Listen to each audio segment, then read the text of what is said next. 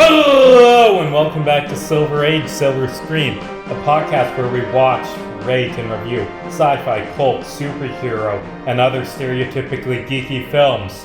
I'm your co-host, Casey Jarms. And I'm your other co-host, Riley Thorpe. And, we've done this series before. It's Harry Potter. We all loved it as kids, and now we're kind of towards it as adults, because the author fucking sucks. But yeah, Harry Potter, it's good fun. Yeah, so let's just get this out of the way. Fuck Rowling! We don't condone anything that J.K. Rowling has said or done. That out of the way. Let's move on. We don't support that. Yeah. Anyway, this is the third Harry Potter film, Prisoner of Azkaban, directed by Alfonso Cuarón, not Chris Columbus, because the production of these movies basically took place literally back to back to back, because they had to film them while those kids were growing up. Yeah. And can't have like a Walking Dead thing where the whole series takes place over 2 years but was filmed over 10. So like in the later seasons, Carl is supposed to be like 12, but like that is a grown man. Exactly. Yeah, plus Chris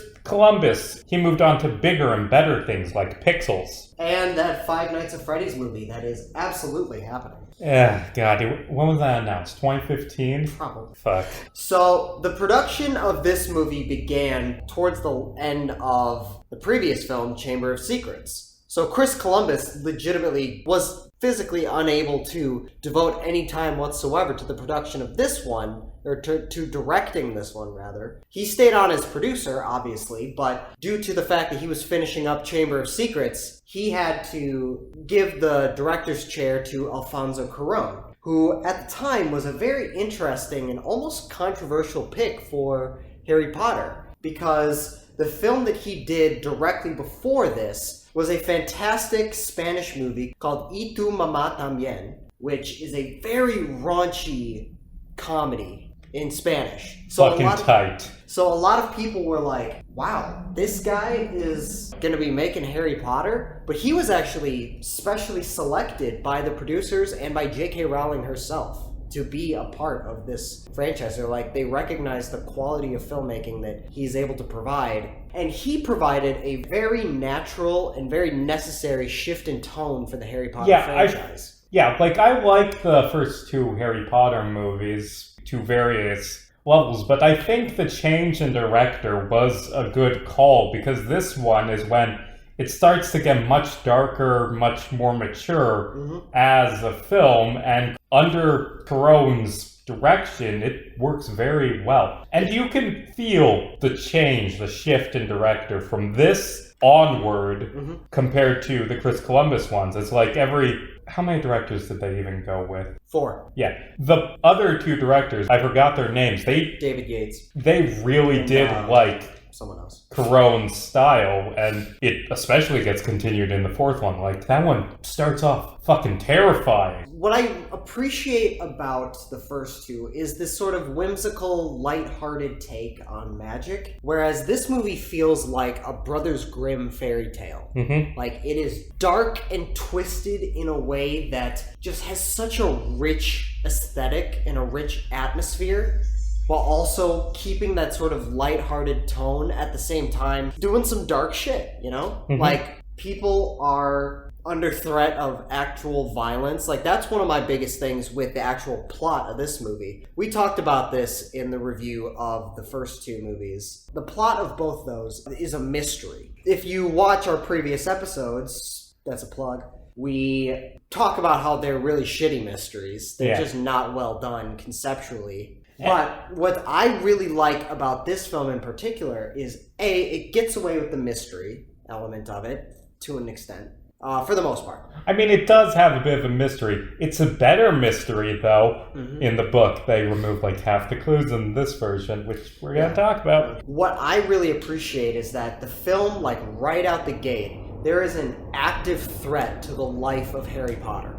Every once in a while, the previous two films, it was like, there's something weird's going on and Harry needs to solve it, but no. In this one, a criminal named Sirius Black, who everyone knows has a personal history with Harry, except for Harry. Everyone's all like, don't go after him, because they know who he is. Yeah. They're like, he's gonna go after him. He's like, why would I go after this guy? He's trying to kill me. And they're all like, no reason. No. That's just the Harry Potter series in general. girl. Should we tell these important things about Harry's life to him? Nah. No, fuck not him. at all. This criminal named Sirius Black, one of the most violent and hated criminals in the history of the wizarding world, has escaped a maximum security penitentiary, Azkaban, and is now on the loose, and everyone believes he's going after Harry Potter.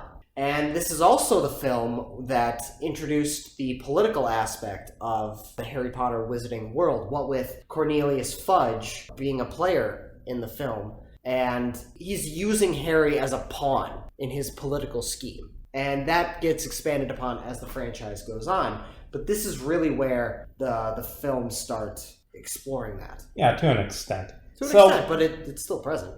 Want to just jump right into this? Yeah, sure. This movie begins with Harry doing magic outside of Hogwarts. He's not allowed to do that. They make a big deal of it. And no, he's just Lumos creating light under his sheets. He doesn't even need that. Buy a fucking flashlight. Right away, this world building has been contradicted. God damn you, Harry Potter. Following that, Vernon's sister Marge, who breeds bulldogs, which Yeah. is just an idyllic job for me personally. Yeah, then again, bulldogs are great. Bulldogs are great, but they're abominations to evolution. Oh, yes, we fuck those dogs so bad. Yeah, they're adorable though. Anyway, this is the scene, what opens up such a very darkly comedic scene where Harry Potter blows up his Aunt Marge. For context, he inflates her like a balloon, which is someone's fetish. He does not, throw a bomb at her. But yeah, Harry blows up Aunt Marge because she says a bunch of really fucking awful things about his parents right in front of her. Which, by the way, her saying, of course Harry's awful. He has that bad genetics, just like his mother, right in front of Petunia and Dudley. Okay. But secondly, yeah, Harry just loses control of his magic and she inflates like a balloon. Cause, haha, fat people. Yeah. Well, first off, Aunt Marge is played by the woman that played the principal in the Matilda film, directed by Danny DeVito. Yeah, I didn't know that. or some shit. Yeah, Trench Bowl. Yes, that's it. The same actress. I didn't know that. What I think is really crazy to think about is, I understand conceivably why Aunt Petunia would have animosity towards Harry, because that's explored. She is jealous that Lily had magical powers and she didn't, and then she was special and all that, but that manifested itself in her understanding of this as she's a freak, and that gives her that hatred towards Harry. What the fuck why does Marge, Vernon is because they're just a bunch of racist assholes is why. That's my thing, is they have legitimate, Vernon and to an even more extent, Marge, have absolutely no reason to hate Harry. Yet they aren't. I want to know what their fucking parents were like. Because you gotta know that they were just the worst kind of people in the world. Yeah.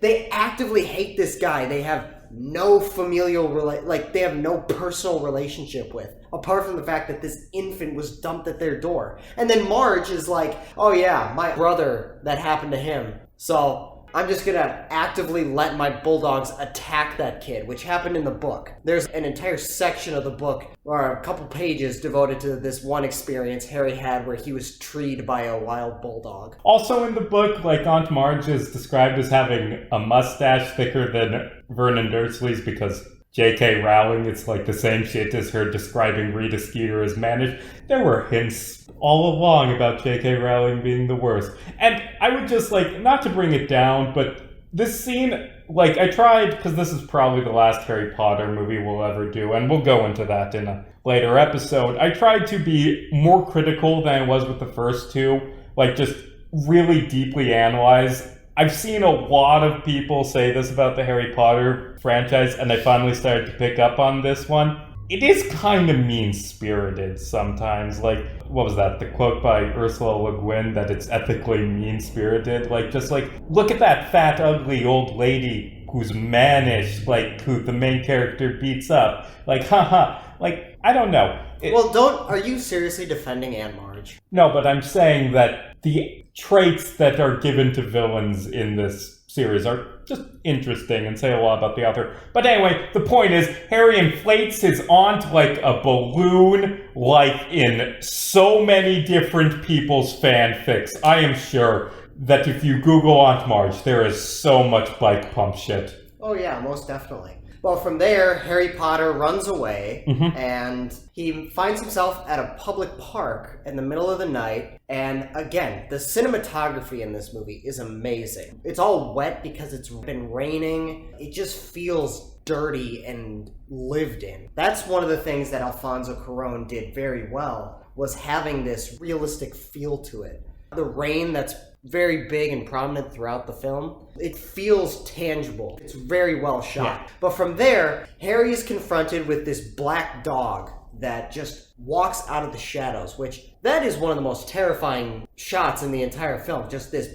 black dog that comes out of the woods and starts growling at him. Like, that's horrifying. Then, Harry is saved by the night bus, a 3-story tall wizard bus that muggles can't see. It goes like 1,000,000 miles an hour. Yeah, it drives on the wrong side of the road, and at one point it has to use magic to get thin so it can fit between 2 other buses. And it's an interesting scene, I guess, but it raises so many questions. Like, we've talked about this before. Why do they need so many different methods of transportation when they can teleport? Who is riding this bus? And why does it drive on the wrong side of the road? This is a stupid series. Here's my very big question. How the fuck does the night bus work? Because Stan Stunpike says this bus is for any stranded witch or wizard. But how does it know where the wizard is? How does it know that it's stranded? It just waits there until a wizard is lost. Well, you see, magic. We don't have to explain it. Yeah, exactly. Yeah, also, the bus, like, hanging from its mirror is, like, a severed head of a Jamaican guy who talks like this, man. We're going through those buses, hey. Anyway, it takes Harry Potter to the Leaky Cauldron, the bar where he just says, take me to the Leaky Cauldron, because that is a business that I know. I will stay at this bar for a few weeks before classes start. On the bus, he learns of this prisoner, Sirius Black, who escaped custody from essentially a concentration camp.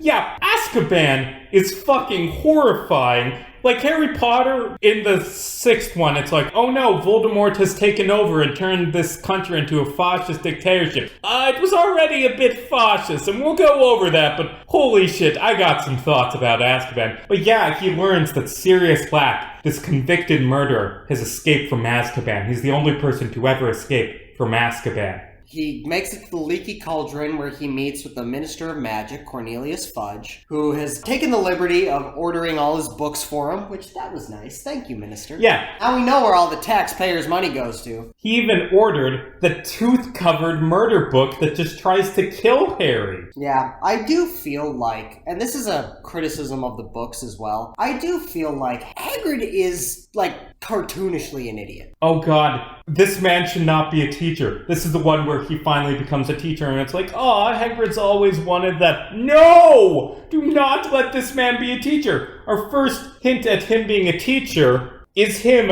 telling all the students, buy this book. It's not a regular book. It's covered in teeth and is alive and will try to kill you. I like Hagrid. I think conceivably, he's very street smart, I would guess. He would know. Is he, though? Because he can't keep his fucking mouth shut. No, but, he knows how to survive in the woods. Clearly, as demonstrated through the story. And because of that, I think he would assume not to give fucking snoots or whatever, in the books, those lobsters with that breathe fire and shit for them to take care of. Mm-hmm. I think he would know that's probably a little dangerous. Yeah, this man should not be allowed around children. Yeah, it's a miracle he hasn't killed them all. After Harry gets his murder books, he goes downstairs and, all of his friends are there by coincidence. That's cool. The Weasleys took a vacation to Egypt, which is a very plot-relevant, bit of foreshadowing in the books that is never mentioned again in this version. But also, Arthur takes him away and is like, hey, Harry, stay away from Sirius Black, because he's coming to kill you. I'm sorry, he's coming to do what? What's he doing now? What? Oh, yeah, you know that guy who murdered your parents? Yeah, Sirius Black was one of his most devoted followers. And also, while he was in prison, he was just sitting there whispering, Harry Potter, he's coming to get him, Harry Potter. Yeah, so don't worry about that. Have a fun school year, son. Arthur, you're the best character. But you could have been more gentle and also actually told Harry the stuff that was important. Yeah, absolutely. Oh, also in the bar scene, this is a character fans have picked up on as being really interesting. There's just a guy reading a Stephen Hawking book and doing wandless magic. Like, that's a very interesting character who doesn't even have a goddamn name. Yeah, no, again, it's this attention to detail that Alfonso Cuarón has that is really fun to pick up on. And there are like little tiny moments that I'm going to mention throughout the movie that I'm like, hey, that was cool to notice, that I never noticed growing up as a kid and having watched all these movies. Yeah, it's just fun.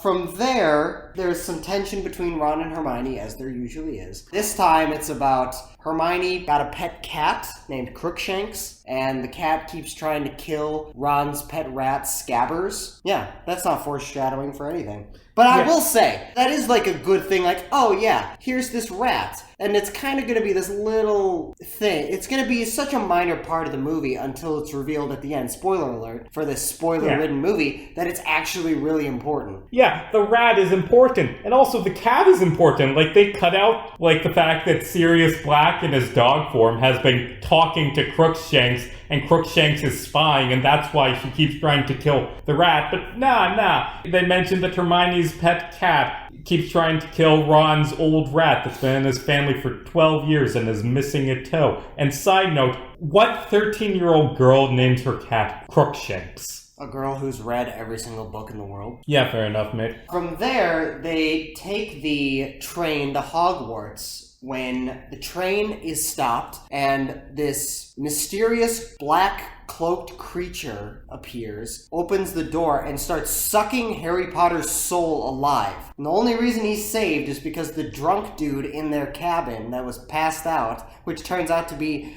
the best teacher at Hogwarts, he knows the spell to coincidentally get rid of them. Yeah, can we talk about how fucking terrifying that scene is? That's 90% of the reason why this movie works. Dementors are terrifying. Like, just the train stops, the lights go out, the windows get covered in frost, and then this Grim Reaper-looking motherfucker, this floating black cloak with bony hands, floats into their carriage and tries to eat Harry's soul, and then the sleeping dude wakes up and saves the day with a spell that creates a bunch of light. Like, that's fucking awesome. This was a great introduction to Lupin, who is played brilliantly by David Thewlis. Great introduction. He's a professor who truly does care about Harry and cares about what he does. We learn later that he's the new Defense Against the Dark Arts teacher. Before we move on, a couple facts behind this one scene on the train in particular. J.K. Rowling created the creature of the Dementor after depression.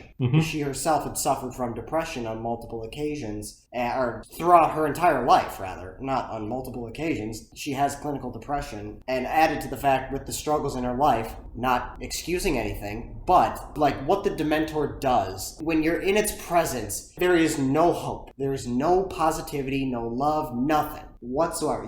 Like Ron said it best. I felt weird, like I would never be cheerful again. And that's being just in the Dementor's presence. So the Dementor is a fantastic idea for a monster, this being that legitimately feeds off of human souls and sucks all the joy out of people in its area. That's a brilliant idea for a monster. 2, the Dementor in this film is CGI. However, they did try doing it practically. Like, they made a model out of cloth and they were like moving it through water and they were filming that to give it like this liquid feel to it. It didn't work out, that's why they did CGI. But another fun thing about this story is because it sucks all the joy out of the environment that it's in, it also sucks the warmth out of it. So when the Dementor shows up, the window freezes, they start seeing their breath, and the bottle of water that is on the table next to them freezes closed. Was that in the books? I don't know. I believe that was Alfonso Cuarón's idea. He told production designers and the concept artists that when the Dementors showed up, he wanted the water and the rain turned to ice because their presence is just pure cold. But here's the thing. He has a Mexican accent. So when he said, "I want the rain to turn to ice," what the production designers heard was the rain turned to eyes. So they came up with a bunch of concept art with eyeballs falling from the sky. Oh, that's fucking awesome. When he saw that, he was like, "You What are you fucking doing? I said ice. I said ice. ICE. You dumb bitch. Miscommunication. Yeah. That's what that was. Yeah. After Harry Potter passes out, hearing his mother's voice screaming, they go to the Hogwarts feast, where it was at this point that Richard Harris, who had played Albus Dumbledore in the previous 2 films, by this point had unfortunately passed away. He was replaced by Michael Gambon. Another fun fact, they actually, before they approached Michael Gambon, they approached Ian McKellen. Oh, that would have been a great Dumbledore. Yeah, it would have. The reason why that did not happen is because apparently a couple of years earlier, Richard Harris told Ian McKellen that he is the worst actor alive. So Ian McKellen said, I am not continuing that piece of shit's legacy. Wait, hold on. Fuck Richard Harris, I guess, but Ian McKellen, the worst actor? Like, even if you didn't like him as an actor, like, surely you've seen worse. Apparently not. The school year has begun. There's a new teacher, Remus Lupin. Hagrid's been promoted. From groundskeeper to magical creatures teacher, professor? Yeah, and we get into our normal Harry Potter school year bullshit. We get a scene where Hagrid, on the first day of class, introduces Buckbeak, this hippogriff. Yeah, this winged horse thing. Half eagle, half horse. Yeah, it's like a griffin, but not lion. Whatever. And the way Hagrid teaches hippogriff is, okay, walk up to the hippogriff and don't get mauled, and then if you don't get mauled, you can ride it 100 feet in the air, and hopefully you don't fall off and die. Hagrid is a terrible teacher. Buckbeak, the CGI still to this day, at this point doesn't age super well. It aged a lot better than the last 2 movies. I will give it credit for that. Like the fucking cave troll from the first one. Mm-hmm. God damn, that looked like shit. But Buckbeak and a lot of the CGI in this movie, it's better. Not great, not perfect. It's better at some points than others, but overall, not great. But Buckbeak, one of the things you actually pointed out, Casey, that was very, very true, is one of the things that makes Buckbeak as a character work so well is the fact that he acts like a real creature. At one point, he's like playing with his wing, and he's like stretching out and shit, and he feels like a real living creature, which works so much more in its favor. Another thing that I thought was really cool, one of the things that I thought was just a really fun detail, was while Harry Potter is approaching it, there's a shot where it cuts to a wide shot of Harry walking up to Buckbeak. While Harry approaches Buckbeak, which this is after Ron pushes him towards the giant creature with fucking claws. Just like throw that out there. Thanks, Ron. But Harry walks up to Buckbeak and it cuts to a wide shot. If you look closely at the first like half a second at that wide shot, Buckbeak takes a fat shit on the ground. I don't know, that's fun. Also, you know, it like picks at its wing with its beak. But yeah, the shit. The shitting is what makes this a real animal. Anyway, after that, we get introduced properly to Lupin, the best fucking teacher. Lupin's just great. A, he's the only good defense against the dark arts teacher in the entire series. And B, he's just such a great character. He's intelligent, kind, caring. He's like everything you want in a teacher. He's a great mentor through Harry. He eventually reveals, I was good friends with your parents, so I'm taking you under my wing. He's just this cool, nice mentor figure to Harry. Yeah. And David Thewlis does a great job portraying him as this intelligent, kind wizard, but also kind of getting across the vibe that, yeah, Lupin was homeless a week ago. He's very worn down by all the bad stuff in his life. And Lupin's introduction is teaching the kids how to fight a Bogart, which is a monster that shapeshifts into your worst fear. Which, I brought this up when we were watching this. I would just like to say, that Bogart is being tortured. No, it isn't. Yes, it is. Here's my argument. That creature is sentient. As far as I'm concerned, it goes into your mind, reads what your worst fear is. Presumably, that's a survival technique. Presumably, right? Lupin teaches the students to think of something they think is funny and to say a spell that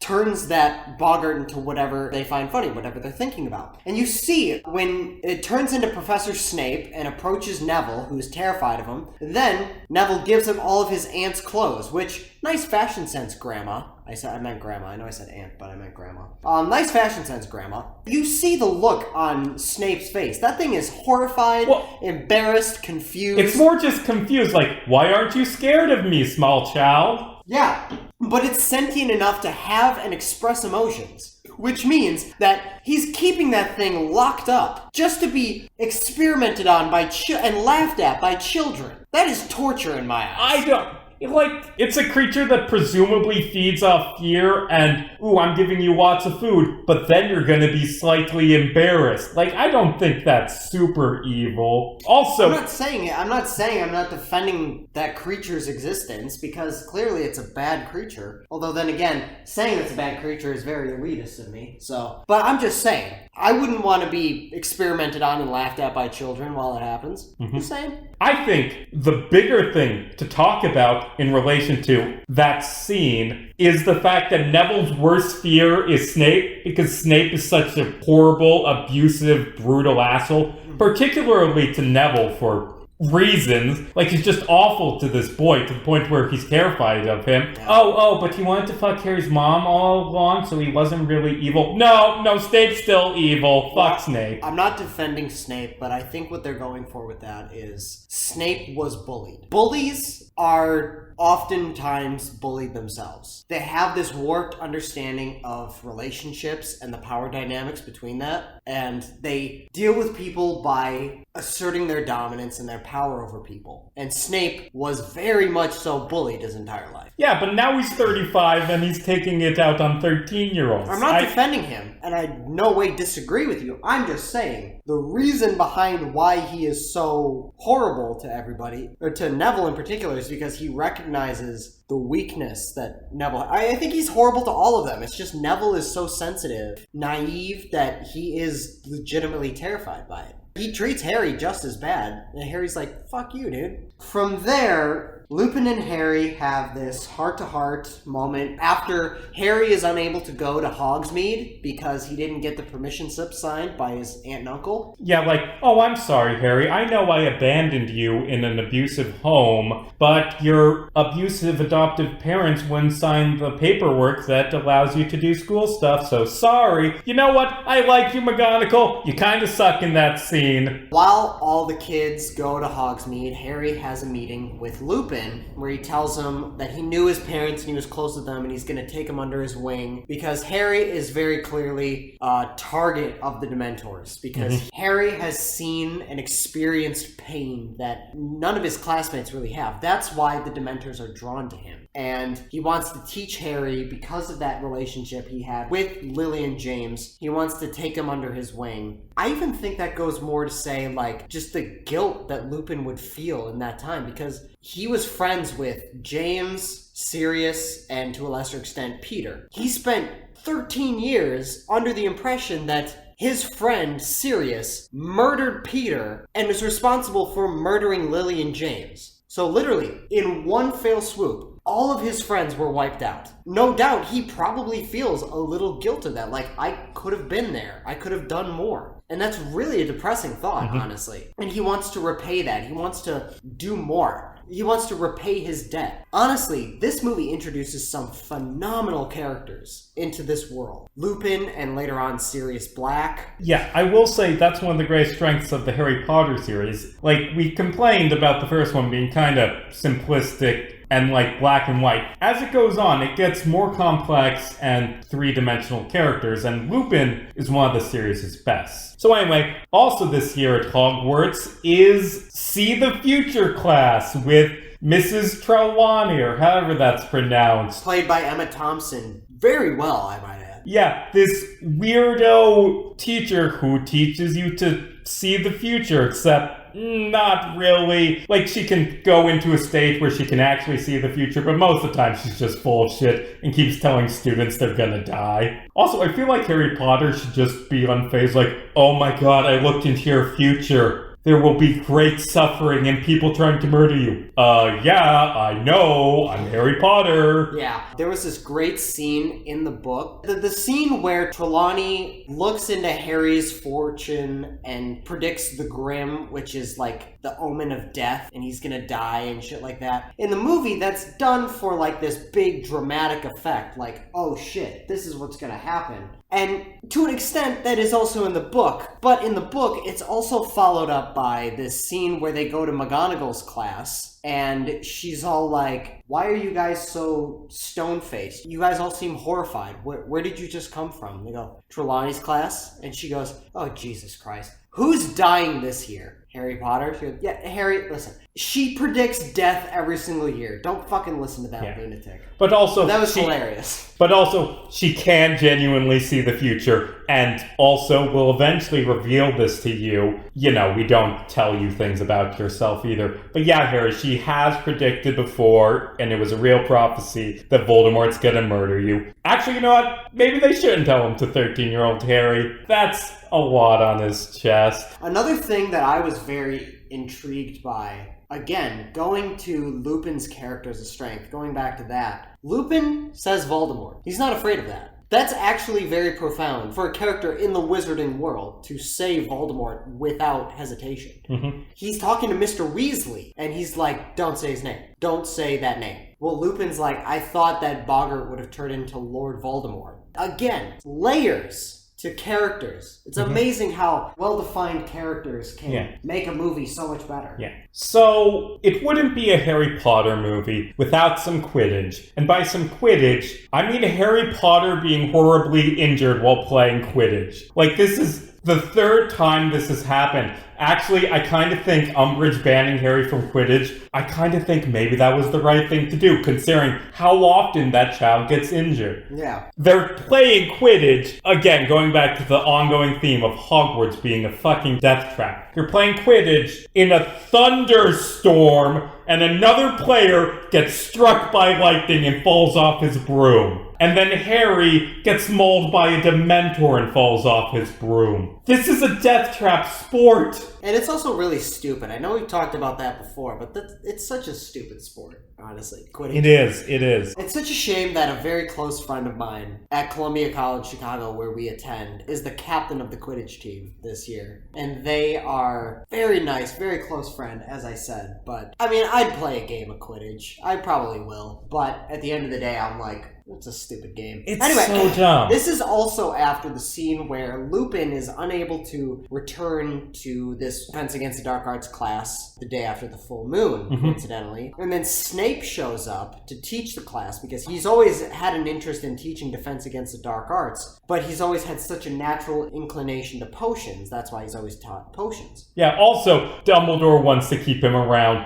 and Defense Against the Dark Arts is cursed. You will die within a year of taking that job. So, you know, what friends of mine do I, Albus Dumbledore, still have left? Let's see. Mad-Eye Moody. Hope nothing bad happens to him. Side note, I know we're not going to cover that movie, but can you just imagine that conversation of Dumbledore coming up to Mad-Eye Moody after finding out that he's been in prison for the last year in that fucking suitcase? And he goes, hey, you want to be a Defense Against the Dark Arts teacher next year? And Mad-Eye Moody's like, fuck you. But anyway, in that scene where Snape is taking over, a lot of people criticize Harry Potter for just having blatant foreshadowing, like in the classroom. They will learn about what they need to know in the climax. And in this, it's kind of like that. Snape just teaches them about werewolves, and the climax involves a werewolf. But in this case, it's justified because Snape is a petty bitch who knows Lupin is a werewolf and wants the students to figure it out so Lupin will get fired because Snape is a petty man-child and just hates the guy who bullied him in high school, so he wants him to be fired and homeless. Would be a shame if people fired Snape for the shit he did when he was younger. I love how he specified, he's like, you will write a 2-page essay about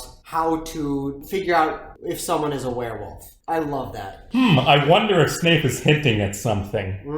But then that continues on to the Quidditch game, where Harry is attacked by Dementors. He wakes up, his broom is destroyed, and Dumbledore evicted all the Dementors who were protecting the school, which I don't think we mentioned that earlier. The Dementors are the guards of Azkaban, and they were surrounding the school, protecting it from essentially Sirius Black. Yeah. But they just keep trying to murder Harry Potter. Like, hey, this isn't actually on Dumbledore this time. Hey, Cornelius, A, why do you guard your prisons with these murderous monsters that don't have any allegiance other than they want to kill people? And B, why are you just letting them float around in public? Oh, a guy escaped. Well, I better let the child-murdering monsters just fly around the countryside. Hope they don't murder anyone. Yeah, no. Also, can we talk about Azkaban? That is some fucked up, inhumane treatment. Like, even for the worst murderers, sucking their souls out so they can't feel happiness is fucked up. And it's made worse by the fact that the criminal justice system in Harry Potter, best shown by this book, is a fucking nightmare. Sirius Black was an innocent man and he went to prison. And the second one, Hagrid, an innocent man goes to prison.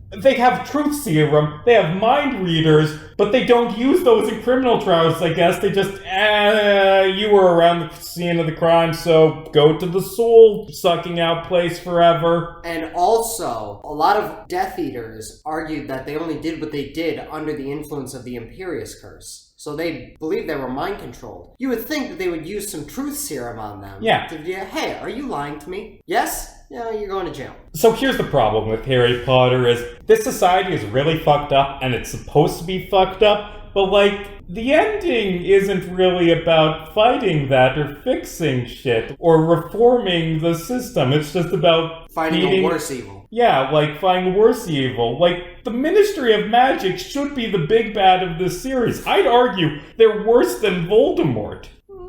I wouldn't necessarily. Well, but I understand where you're coming from, but I personally believe that Voldemort, being essentially a Nazi, and who is trying to subjugate under a fascist regime both the wizarding and the Muggle world, I would argue that Voldemort is worse in his ideals. Yeah. In what his goals are. Yeah. Then again, I'm not saying that the Ministry is... No, but my point is... Can I say my point? Go ahead. No, but on the other hand, the Ministry is filled with his fascist minions, and they keep slavery, and they have the torture prisons, and as soon as he comes along, the entire Ministry of Magic is like, woohoo, we're fascists now. Like, the Ministry fucking sucks. Yeah, it and does. it probably still sucks at the end of the books, but they don't really care about it. It's like, oh, big bad's defeated, everything's good now, let's do the epilogue. Yes, but my thing is, the Ministry does these horrible things with the intention on, the ends justify the means. That's not good. But Voldemort is like, no, we are going to actively extinguish an entire race of people that we just hate for the betterment of a select few. Well, that is for the greater good ends justify the means. Well, no, like... I mean, he thinks that, and I'm pretty sure the slave-owning torturers also believe that. What I mean by that is the Ministry, and I'm not going to get into like a whole political thing, the motivation of the Ministry is we want what's best for the average wizard, and to keep it separate from the Muggle world, so that they're just ignorant to what's happening. Voldemort is like, no, half the wizarding world, we're just going to get rid of them. And the entirety of the Muggle world, we're going to get rid of them.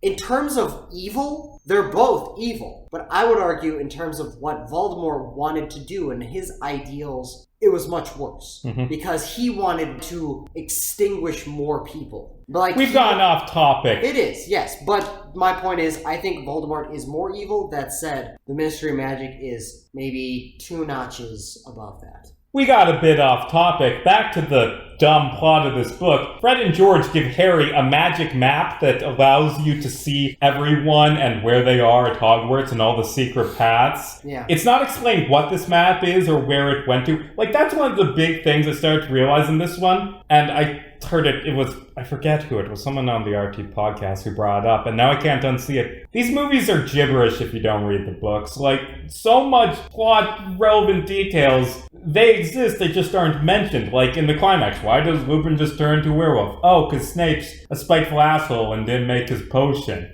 Everything about the Marauder's map isn't ever explained. Nope. Especially when later on, when Harry is caught trying to find Peter Pettigrew in the halls. Later on, when Lupin confiscates the Marauder's map from Harry, he acts like he knows exactly what it is, knows how to use it, and everything. And it's never explained how he knows any of that. That said, the reason why in the books is because he fucking created it. Yeah, also, how? Like, James, Sirius, and Lupin were phenomenal wizards as 15-year-olds. Mm-hmm. I would like to say there's another fun fact behind the making of this movie. Alfonso Cuarón really wanted a more personal connection between the cast and himself as the director of the movie. That's why he encouraged more, realistic clothing for the characters, because Harry, Ron, and Hermione wear actual clothes. Yeah, they dress like people when they aren't in class. Right, exactly. And even when they're in class, Alfonso Cuarón would tell all the cast and the extras, according to your character,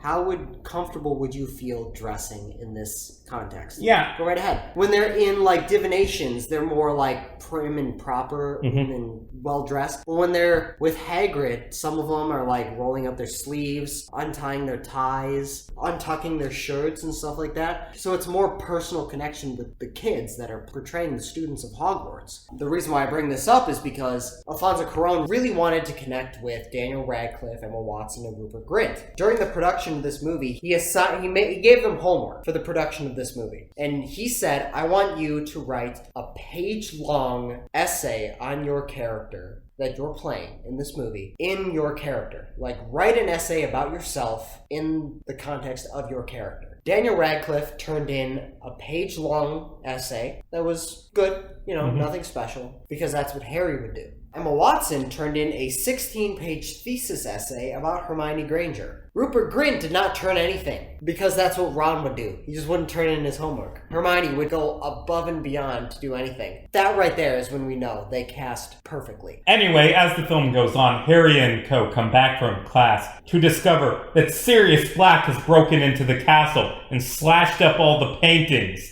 For some reason. Why did he do that? I don't know. Maybe it's explained in the books, but I haven't read those since I was 10. That's a weird thing. The fuck you got against the paying of the fat lady? Was it Peter? Well, in that case, why? And here's my thing, too. I'm also half joking with this. But, each dormitory is protected by a password that you have to tell the painting, right? Hypothetically, if a Gryffindor is fucking a Hufflepuff, says, hey, come to my dormitory in the middle of the night, after hours. Here's the password. Do you honestly expect that person to keep the secret? That's just stupid. I get here we have keys and key fobs and stuff that, will, connect to the locks and stuff. But there it's no, you just need to know a word. If Twitter existed in the Hogwarts universe, you just see Gryffindors walking in and out of the Slytherin dormitory. Yeah. Just saying. That's stupid. Again, stupid. Also, here's my question. Sirius Black, right? He attacked the fat lady. Not a single other... That hallway is covered in dozens, hundreds of paintings of people who are seeing what happened.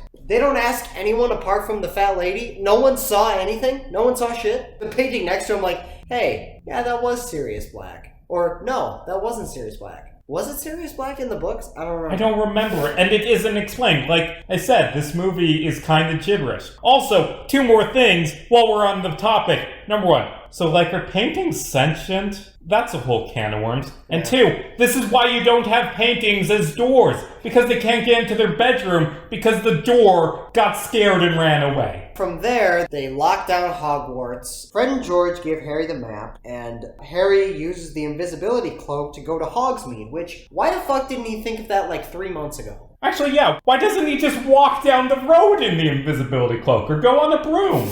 Yeah, exactly. Also, how the fuck did Fred and George know how to use the Marauder's map? Yeah. Because that seems like a very specific spell on a very specific piece of parchment. Harry goes to Hogsmeade through the cellar of the candy store, which, by the way, I don't know if you've ever been to the Universal Studios Harry Potter World or whatever. The candy store there I will say, this is a bit of a fun history in my family. We went like many years ago to the Harry Potter world at Universal Studios, and we went to the candy store. And what they do is they give you bags, and you fill it up with candy, and you pay for it. It's very overpriced. We got like maybe a pound of candy, and it was like $50. It is fucking stupid. There was this one type of candy called Crybabies. They're like in the shape of teardrops. They're like a hard candy that when you bite into, it's extremely sour. Well, we got that. We filled like a third of the bag up with that. And my mom, dad, and sister hated Crybabies. I loved it. So for the rest of that summer, I had an entire bag of sour candies from Harry Potter World to myself. That's a bit of a fun fact for me. Another thing about me personally with my family, Harry Potter, he enters through a secret tunnel through the candy store, which, you think the landlord knew about that? I mean, of course they know about it. That's how they sneak into the castle to kidnap students, to cut up and turn into candy. That's what my Harry Potter fanfic is about. It's better than most Harry Potter fanfics. Yeah, very true. Actually, I did write a Harry Potter fanfic once.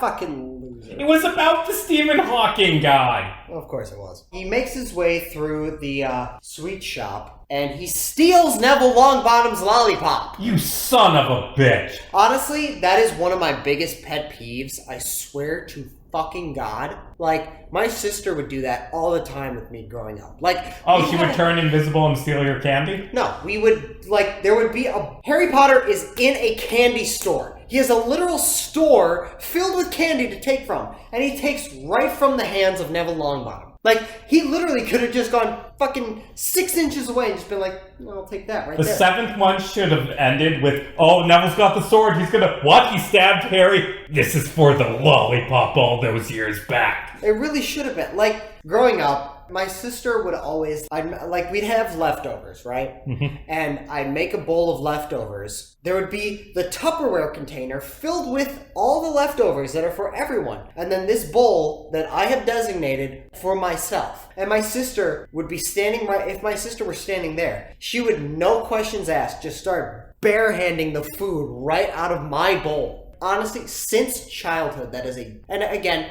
we're adults now. We're both over 18. We move on. No judgment, whatever. We were kids. The point of what I'm trying to say is, from an early age, it is a deep pet peeve of mine. This is mine, okay? This is my food that I am consuming right now. You have literally all the other food surrounding you, and you just take from mine. Fuck you. That is a genuine pet peeve of mine. When there's a giant Tupperware thing of food that you could take from, and then there's my personal bowl that I'm making for myself, and you just take from mine. God damn, you're really mad about Fuck this. you. I know, it is. I know. I understand why. I don't like it. I don't like that I am angry, but literally, this is how much this has happened to me. This is how passionate I get about this particular subject. Like, Harry Potter, you're in a sweet shop. Take literally anything except out of the hands of your friends. That's all I'm saying. Actually, that reminds me of my own stupid story about younger siblings being assholes around sweets. Like, I like to bake a lot, and like this one time I made a pan of brownies, and then I opened them out the next day, and there are 3 pieces missing from the middle. Not like cut from the edge, just like cut out from the middle. Specifically, a circle, and then another circle, and then a long oval. So that's my brother versus your sister. Who's worse? I don't know. But anyway, in the plot, Harry, while wandering around Hogsmeade, overhears, because he always overhears plot-relevant details. It's how the books work. Mm-hmm. He overhears Fudge talking about, hey, did you know that Sirius Black is Harry's godfather? Yeah, he was best friends with Harry's parents and then got them killed. And Harry does not take it well. He very angrily, in 13-year-old Daniel Radcliffe's best acting, says, I'm gonna kill him! Mm-hmm. Here's my take on that scene. He learns in that scene that Sirius Black killed Peter Pettigrew, and the only thing left was a finger. Foreshadowing. And then told Voldemort where his parents were, and then got them killed subsequently. I will say this about the response scene. Daniel Radcliffe portrays 2 emotions in that scene, in that response scene. Sadness and anger. Just to, like, boil it down to 2 simple emotions. Sadness and anger. The sadness was portrayed as a 13-year-old would. The anger wasn't that bad. Personally, I didn't think him portraying the anger where he's like, he was their friend and I'm gonna kill him. That, I thought, was... Granted, this might have been in comparison to him not crying. Point is, the sadness, him crying there, that was stupid, that was corny, that was cheesy. But the anger, I don't know, I thought he did a good job with that. And to be fair, it is a bit cheesy because of this child actor, but I do like Harry's arc in this, where he finds out this is the guy who kills your parents.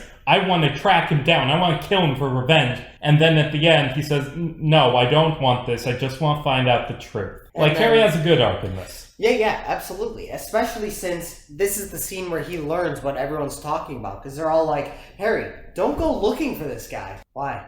No reason. Then he finds now I want to go looking for him. Yeah, exactly. Because you told me no. Yeah, exactly. But from there, Harry is trained by Lupin how to deal with the Boggart, a Dementor through Boggart disguised as a Dementor because Lupin don't want Harry to die. Yeah, he learns how to use the Patronus charm, which that's a great scene. Seeing that connection between Harry and Lupin. I could have gone for that being... I get that there's a time constraint. This is a 140-hour movie. I get it. You were off by 60 times, but yeah. What? You said hour, not minute. No, 100... Oh, minutes. That's what I meant. Yeah, I get that this is a 140-minute movie, but, I could have gone for that scene to be longer. He just fails once, and then he stops, and then he succeeds. And you get that connection between Lupin and Harry really well. And Lupin keeps handing him chocolate, which stimulates dopamine. Yeah, chocolate makes you happy. That's why Lupin gives it. Nice little nod. So, at this point, with, half the movie left, it reaches what is normally the climax in these movies very soon because the climax is very long. If you saw this in theaters and couldn't pause and see how many minutes left, you would probably think this movie ends 40 minutes before it does. Yeah. By the way, Harry and the gang, they go to Hagrid's because Hagrid's pet bird horse, Buckbeak, is gonna be executed. They sentenced an animal to death because it kicked a kid. A kid that deserved it, by the way. I mean, Malfoy had it coming. Hagrid should have been fired. But, if a horse kicks a kid, do they just shoot the horse in the head? Depends on who owns the horse. I don't know. That feels weird. But yeah, Harry, Ron, and Hermione, they go there, and they watch from trees. They don't see it actually happen, but they see the axe get swung and see the birds fly away as Buckbeak is executed by an executioner. It isn't just putting an animal down. The dude with the hood and the axe does it. Also, side note, what the fuck was that thing in Hagrid's hut? That fucking Men in Black plant monster that was in an egg? What the fuck was that? That was horrifying. Yeah, I don't know. It's never explained. Yeah, and after Buckbeak dies, Ron's pet rat runs away, and then the doggy shows up, and it bites Ron and drags him away into the Shrieking Shack, which is underneath the murder tree from the second one that they still have. Which, side note, I would like to say, the Whomping Willow, this may be redundant, but that thing actively chooses violence every goddamn day. And I know that that's the Whomping Willow. Anyone that gets near it, it will beat the shit out of. Twice! But side note. Twice in this movie, a bird flies by and it kills it. And not just that, yes, absolutely, but not just that. The bird is actively flying. You see the tree, wind up a branch and then flick it to death. It saw it coming. It was anticipating, this bitch gonna get it. That fucking... Fuck you! Yeah. That birdie didn't deserve it. But anyway, there's this really corny scene where Hermione, flings Harry into the entry hole. Yeah, it's dumb. The tree picks her up and is, swinging her around, and then it shows, Harry and Hermione, who is at the dead stop, grabs him, and then Harry gets dragged with her, and they go into the shack, where the doggy turns into Sirius Black. Dun dun dun. Which, that was actually really convincing. Having grown up with these movies, that was really cool. Seeing Sirius Black, his mannerisms, what he was talking about, where he goes, no, only one of you is gonna die tonight. It's such a cool misdirection of what's actually happening. Gary Oldman is great as Sirius Black. Oh yeah, especially at this point where he's just decrepit and anorexic. He's covered in dirt and tattoos because he's been tortured for the better part of 12 years. Yeah, and I would like to note, So Lupin shows up with wand, and he doesn't take out Sirius Black. He hugs him because they're in love. And then he's like, so, want to kill him? Yeah, I've been waiting for this for 12 years. Let's kill him. And Harry, freaks out. Dudes, just explain, I didn't kill your parents. As soon as you see Harry, say that. As opposed to, only one person's gonna die. I've been waiting so long for this. You're being unnecessarily suspicious. Mm-hmm. And honestly, if you had gone along with it, then maybe they would have understand what was going on before that douchebag Snape shows up. Also, side note, Harry Potter's 13 years old in this movie. Mm-hmm. He is a fucking strong boy. Right. Earlier, there's a scene where he, in the invisibility cloak, beats up Malfoy. And by beats up, I mean just picks him up and drags him away really fast. Harry Potter is like an average-sized kid. But, there's a scene where he is, that scene where he fucks with Malfoy, Crabbe, and that other kid, not Goyle, but he's dragging Malfoy by the feet. Also, he's wearing a giant fucking blanket over his eyes at this entire point. He's, dragging this kid with ease through that. And he picks up this grown man, which I guess he's also anorexic because he's been in a concentration camp for the last 12 years. Mm-hmm. But he, drags him and slams him to the ground. He is 13 years old. He has that puberty strength. Harry's a strong boy. But anyway, Snape, that massive donger, shows up and ruins everything. And honestly, earlier you were talking about layers. I do think that is something that is best exemplified by this scene. Where, as the series goes on, you look back and Snape's motivations in this change. Because he tries to kill Sirius Black. At first it's oh, it's because Snape's a dick. But then you learn that Sirius bullied Snape, and it's oh, it's because he's a petty asshole. And then you learn that actually Snape was in love with Harry's mother, who he thinks Sirius killed, and it's oh, it's because he's an incel. Very true. Harry straight up murks Snape and allows Lupin and Sirius to explain the situation to him, where they say that because Harry saw Peter Pettigrew walking throughout the halls of Hogwarts, which we did not mention. I would like to say that's an interesting scene for me because he's going after Peter Pettigrew, who he knows to be dead, and that entire scene you can hear the scurrying of little mouse feet. That's foreshadowing. Mm-hmm. But he doesn't find anything. He is confronted by Snape and later Lupin, who deal with the situation accordingly. But Harry is using his wand to light the hallway, Lumos, which is a spell that just in this film was introduced. Lupin and Snape were not using that spell, which means they were just walking in the pitch black halls of Hogwarts without light, just walking. Snape would. He would. He is so goth. He chooses to wear all black and have the long hair and be kinda evil. Mm-hmm. But anyway, it's revealed that Ron's pet rat, who he sleeps with, is actually a grown man? Yeah. Why do you do this, Peter Pettigrew? Why are you staying with this small child? Peter's a fucking creep. And also he murdered Harry's parents. Well, he contributed to the murder of Harry's parents. Because it does explain in the book, Sirius gave the knowledge of where Lily and James were to Peter, because he, for whatever reason, couldn't hold on to the information anymore. Peter Pettigrew is turned back into a human, and he has a lot of rodent features, which is due to the fact that he had spent 12 years straight as a rat. His human form is very reminiscent of that of a rat. They interrogate him, and Harry convinces Lupin and Sirius to not kill him and say, no, we're going to do this the right way. They go back out the way they came, through the Whomping Willow, which, by the way, the Shrieking Shack set is incredible. It's constantly moving to the wind. It's constantly being blown in ways. It was a great set. And that was the scene where we really get an introduction to one of the best characters in the entire series, Sirius Black. He's this decrepit, tortured soul who's been accused of horrible things that he never would have. After he clearly states to Peter Pettigrew, he's I would have rather died than give up Lily and James. So it's this complete 180 in our perspective on this character. You now know that he is an incredible, genuinely good person accused of horrible things that he did not commit and tortured because of it. And Gary Oldman does a phenomenal job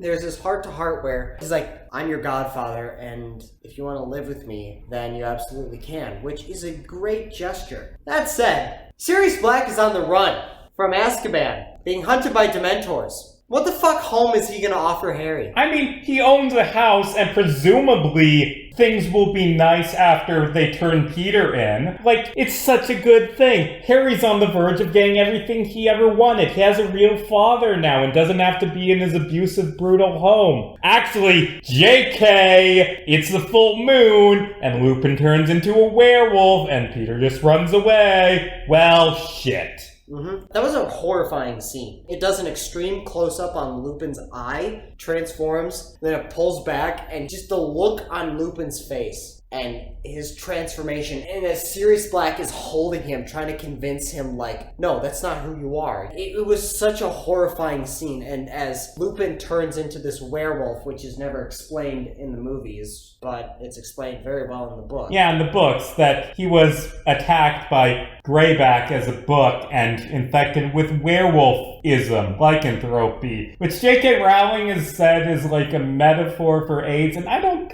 Much like the racism stuff in the second one, I don't know that metaphor really flocks, because I don't think being gay and getting AIDS makes you want to murder children. So anyway, in this scene that's really weirdly lit, I don't know why it was lit like that. It looks, well, because of the full moon, and it looks nice, but it's just kind of weirdly bright. Whatever. In this scene, Peter gets away, and then Lupin chases after them, and then eventually it ends up with Harry and Sirius by a lake, injured, and hey, the lake's turning to ice. Oh, fuck. It's all the Dementors, like 50 of them. They essentially suck out Sirius Black's soul. It's called the Dementor's Kiss, where they actively suck out a person's soul. It doesn't kill them, but it makes them a shell of a human being for the rest of their life. Just before that happens, they are saved by a giant Patronus charm in the form of a stag. And Harry believes it's his dad. We know this because the following scene, Harry wakes up from a coma and goes, I saw my dad. Which, that's a funny thing to say. As soon as you get out of a coma, from there you learn that Lupin, as a werewolf, is still on the run. Sirius Black is imprisoned in the northern tower of Hogwarts. Yeah, Dumbledore, I do like Dumbledore in this. He doesn't go and save Sirius because playing the politics game, but Dumbledore just tells the kids to do it in the most cryptic way, like, hey, you should use Buckbeak to save Sirius. No. There is a way to save 2 innocent lives. Why you gotta be so cryptic, Dumbledore? Because Dumbledore is making sure that Harry is competent enough to be killed. Yeah. I love that. There was this TikTok I saw recently, and I brought this up last night. Like, Dumbledore, there's this evil Nazi who's trying to take over the entire world. What are you gonna do about it? I don't know, Harry. What are you gonna be doing about it? Dude, I'm 12! What the fuck? And then we reach the interesting thing of this movie that isn't really foreshadowed. It's kind of a deus ex machina. Like, I mean, it has Hermione's just popping up always because she's time traveling around. But yeah, they gave Hermione a time machine for some reason. They don't explain. In the books, it's because she was taking off classes. I feel like they should have just said, hey, you should take less classes before giving her a goddamn time machine. But Hermione uses her time machine to travel back a few hours so they can save everything. They're basically retrace their steps. They save Buckbeak. They distract the werewolf from attacking Harry Potter, which I would like to say, the werewolf in this movie, again, the CGI does not exactly hold up, as we've established. Again, the scene is very strangely lit. I feel like they were going for more of a fairy tale, fantasy type thing, but still, it's a little weird. I don't think it's as weird as you do. I think it works for what they're going for, but you and Raylan, who we watch this with, watch our Last Airbender and Killer Clowns from Outer Space episodes. You guys both, we're not fans of the lighting. I mean, it's fine. It's just weird. I thought it worked stylistically for what they were going through, but I admit it was a bit much. I will say, though, I am a huge fan of the design of the werewolf. Like this scrawny, anorexic, creepy looking monster. Typically when you think of werewolves, it's this big, imposing monster that's just gonna overpower you with sheer strength. But no, like, Corone specifically wanted this skinny monstrosity of a creature that, like, it looks like it's barely being kept together. And it adds this creep factor. It differentiates itself from other werewolf movies, and it also adds a sense of creepiness to it. Just this gray-skinned, skinny as hell monster with huge limbs. I think the design is great. Yeah. The other problem I had is the framing of the werewolf within the shots could have been better. I think one thing that Raylan actually brought up was if the werewolf was shot more like Alien, you know how the xenomorph was framed in Alien? You barely see it. It's often in the shadows. And it's more of a practical effect. I think it would have been more horrifying. Then again, this is a PG movie, and that's what they were going for. But the point is, I think the design itself is a great idea. That said, it is 2003, 2004 CGI. It is weird lighting, weird framing. He's often backlit by the light of the moon, but yet the front of him is very, very well lit. So it's just this gray blob that just doesn't make sense within the context. So I think the werewolf itself is creepy, especially later on in the scene when Hermione distracts the werewolf from killing Harry earlier because there was this random howl that he heard from the woods and followed them. Yeah, that was Hermione going back in time. Ooh. Yeah, she didn't think about the fact that maybe the werewolf would come after her now.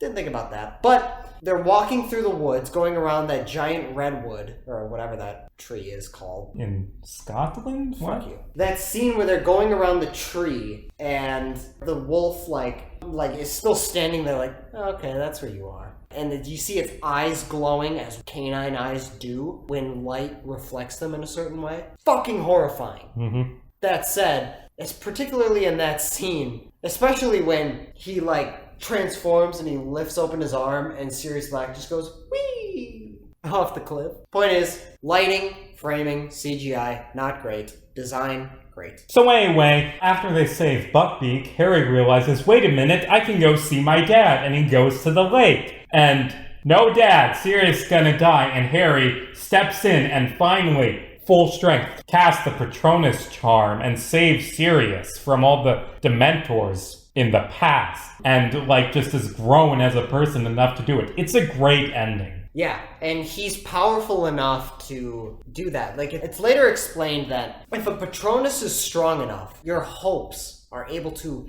embody themselves in a sentient animal form of the spell. And he gives enough of himself and enough hope and love that he's able to turn it into a stag, which is later on explained why it's a stag. Yeah, because his dad's was. And his mom's was a doe. And Snape's is a doe. And Lupin's is a wolf. Yeah, of course. Because, of course it is. Yep, of course. And yours is a hyena. Right. And mine's a dog.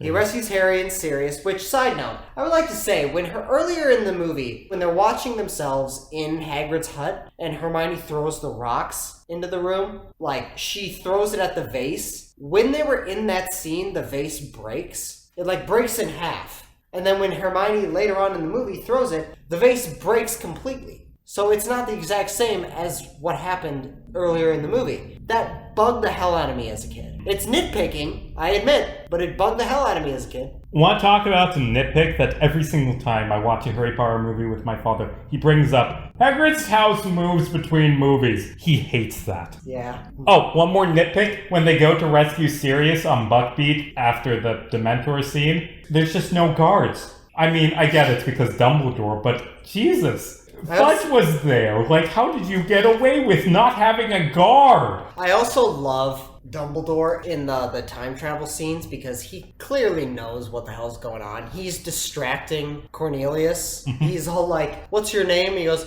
I mean, I have a very long name. Are you sure you have time to write it all down and stuff like that? And he's like, yeah, just tell me your name. And then later on, when they exit, he's giving the kids enough time to free Buckbeak. Which, side note, the previous one had the latter half of the movie predominantly with Harry and Ron. This one is predominantly Harry and Hermione. So, cool. Yeah, and Ron will never be predominant again, unfortunately. Also, Ron is a fucking whiny asshole in this movie. Yeah. He whines and complains every single scene. Also, on the topic of Ron, when Harry and Hermione get back from time traveling, Ron's like, wait a minute, you went out the south door and then time traveled, and now you came in the north door. Well, how'd you do that? What you're talking about? We didn't do anything. Did they just fucking gaslight Ron? Why? Why can't you tell him about your journeys, you fucking asshole? Also, I do love that scene where Cornelius is like, we must search the Hogwarts grounds for Buckbeak. And Dumbledore has my favorite line in this movie. We must search the skies if we must, Minister. But in the meantime,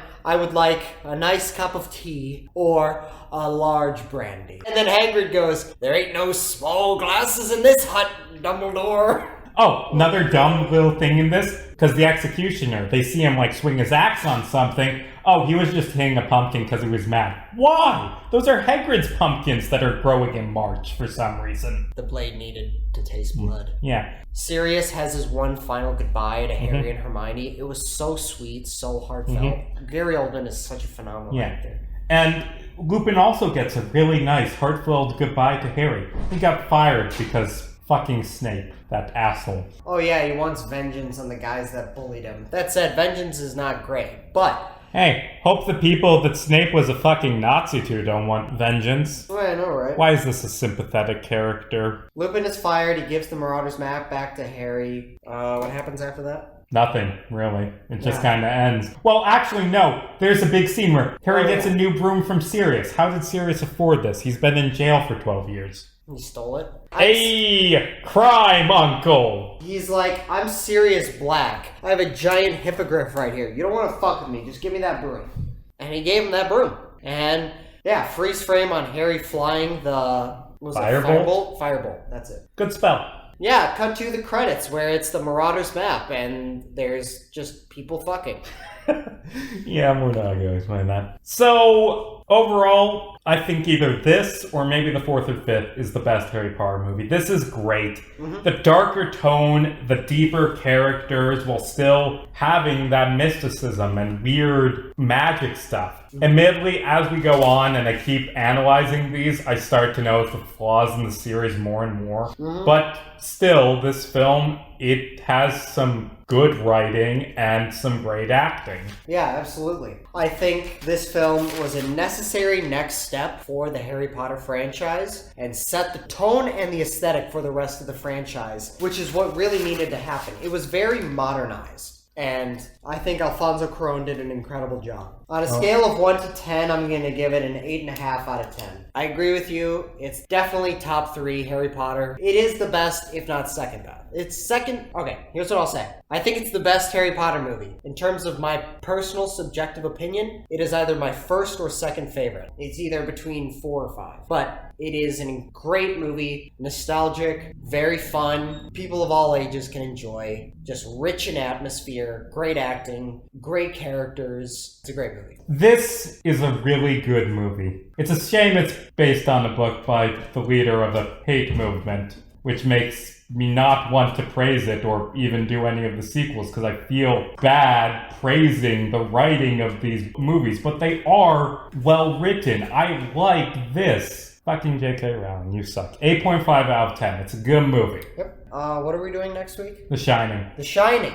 Nice. Stay tuned next week for our review of the iconic Stanley Kubrick film, The Shining. If you want to hear more about our show, you can follow us on Instagram, TikTok, Facebook, Twitter, and YouTube at Silver Age Silver Screen, where we post updates to the show and other updates in cinema, nerd cinema. You can find me personally on Instagram and TikTok and Twitch now on Riley James Thorpe, where I post a lot of fun content there. And you can follow me on YouTube at Riley Thorpe, where I have a bunch of short films, and I just recently posted a 2-part documentary series about my experience at the Marvel Universe of Superheroes exhibit at the Chicago Museum of Science and Industry. Please check those out. I put a lot of effort into all those, and I have a lot more content coming soon. Casey, what about you? You can find me on Twitter at JarmsCasey, JarmesCasey. Be sure to check out Hell of a Game. It's a D&D podcast that I DM for. We'll be back next week, assuming we don't get locked out of our apartment because the stupid painting got cut up. And as always, I'm Casey Jarms. And I'm Riley Thorpe.